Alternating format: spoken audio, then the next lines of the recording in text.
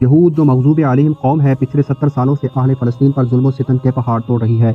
यूँ तो इस कौम के हाथ अंबिया इकराम जैसी मुक़द्दस जमात के खून से रंगे हुए हैं। अपनी ही कौम के उलमा और सुलहा का खून बहाना इनका सदियों से आबाई पेशा रहा है और आज ये फ़लस्तीन पर काबिज़ होकर वहाँ सदियों से आबाद मुसलमानों को कत्लेआम करके उन्हें नकल मकानी पर मजबूर कर रहे हैं। यहूदियों के मुख्तलिफ जराइम कुरान करीम में मज़कूर हैं, जिनमें कत्ल अंबिया का तज़किरा बार बार दोहराया गया है। इन्हीं जराइम की बिना पर यह कौम ज़िल्लत व पस्ती की पाताल में उतारी गई। ये अजीम से कब्ल यहूद बड़ी तादाद में जर्मनी में आबाद थे।